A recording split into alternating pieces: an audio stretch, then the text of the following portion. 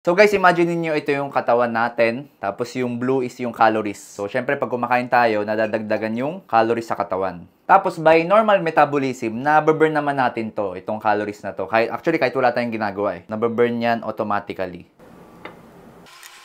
Eventually, magiging ganito na lang siya kaunti.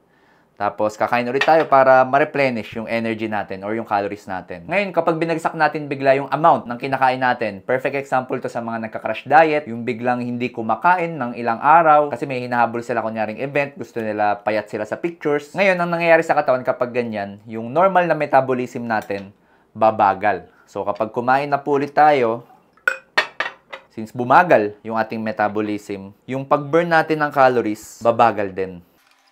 Baka di ako matapos dito. Puno pa rin ito. And then, kapag dumating yung time na natapos na yung crash diet nila, gusto na nila kumain ulit. So, ito na siya. Gusto natin ulit kumain.